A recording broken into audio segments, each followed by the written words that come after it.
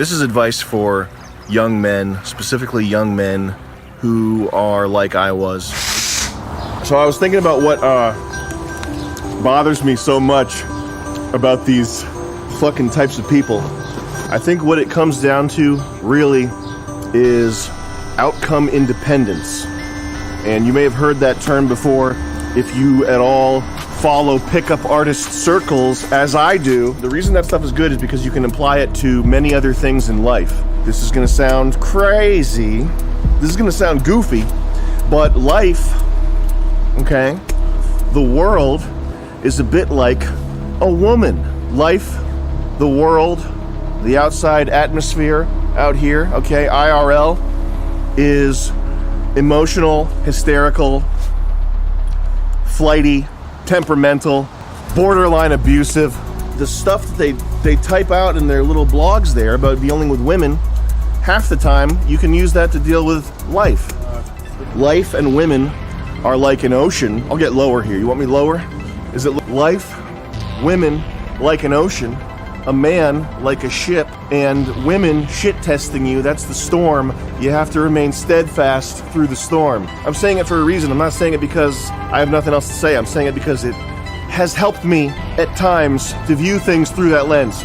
Outcome independence is extremely important, and that's like a trendy little chunk of 2 words. What's it mean? It means something deceptively simple.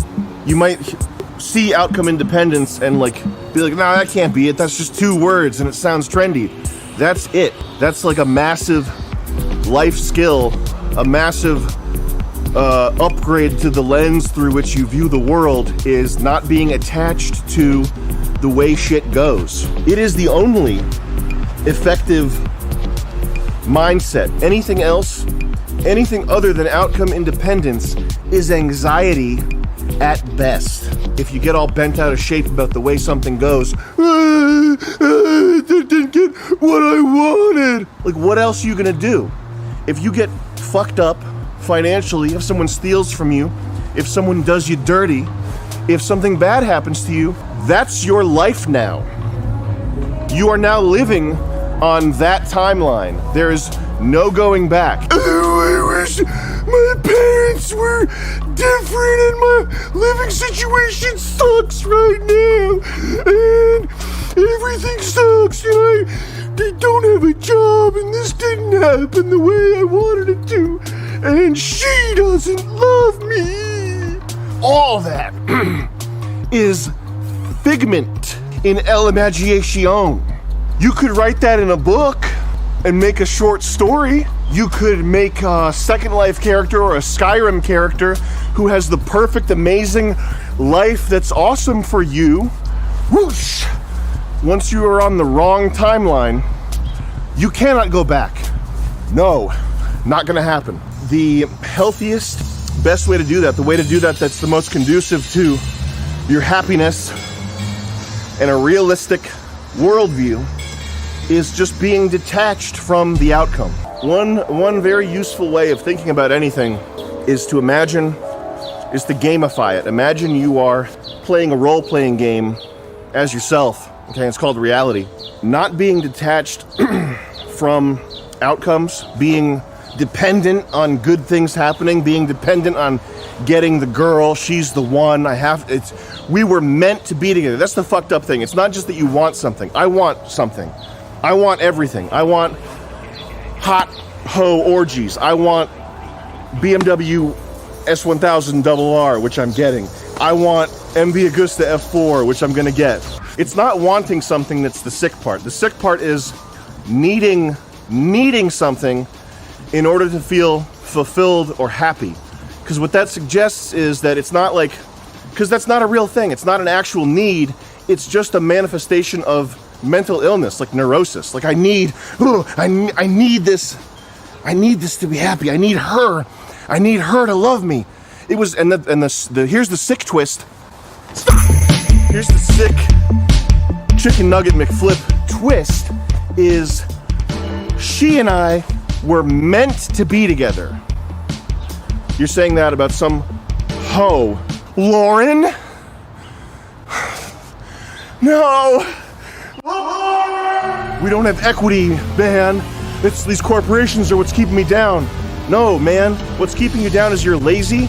You have no skills. I wouldn't pay you $1 to do anything because you would fuck it up and do so much damage. I would pay $1,000 to keep you away from me. Man, if this corporate fuckers, man, if they would just vanish, I would be, like, recognized as a god. People who have that mindset tend to sway more often than most to, like, doing music and shit. Like, something that's absolutely not, like, farming or working in a machine shop, like some Soviet, we put 1,000 rivets in this boat, comrade, and the commissar, he did not give us the cheese. Like, no, that's not even, you're not even that. You're like, I downloaded like a new drum kit today. Where's my check? So it sucked losing TV show. But if I had that mindset of being hardcore attached to outcomes, which I used to have, if I had held on to that, if I had held on to like the promise of being a gifted child, like your IQ's been tested, you're going places, like that's absolute poison. If I had held on to that and like been as entitled as I was when I was 22 for the rest of my 20s and my 30s, I would be like downloading torrents of TV shows right now and organizing them. I'd be one of those dudes.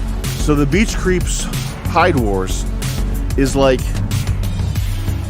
it's not just about being creepy, it's about like holding on, like trying to build a life vest out of like imaginary straws.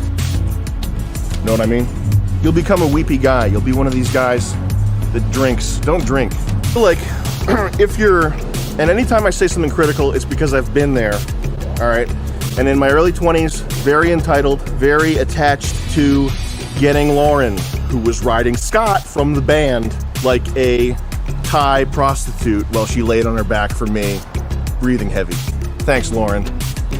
Very attached to getting some kind of job doing motion graphics, or eventually one day having a TV show. One day I'm gonna be this one day, and it's gonna be golden. It's gonna be golden time.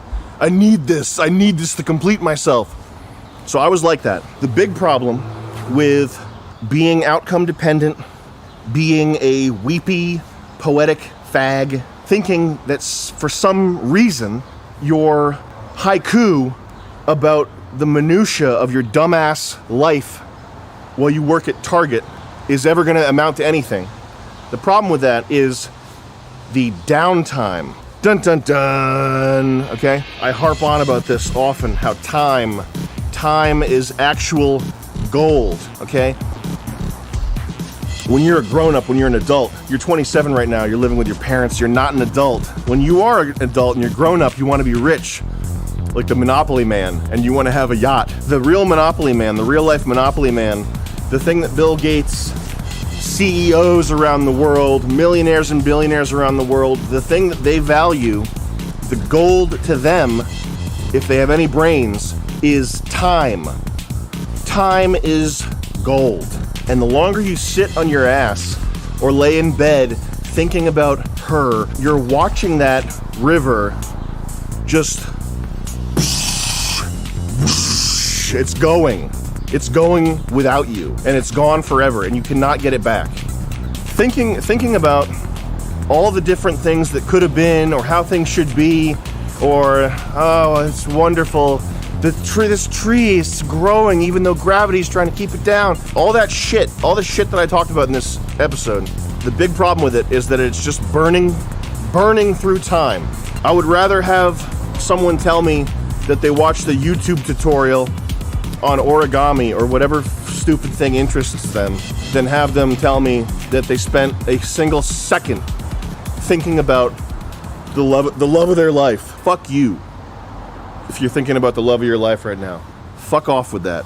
There's a lot of guys, a whole gang of guys, a whole gangbang of guys in college, online, fucking everywhere. Anywhere you're gonna find white guys with an IQ over 110, you're gonna find a lot of guys with sugar plum fairies in their head. Anytime someone comes to you with an idea to start a podcast or a literary club or a zine, or wants to talk to you about her, or wants to go out drinking, always ask, does this guy have sugar plum fairies in his head? And if the answer is yes, go ride a motorcycle instead.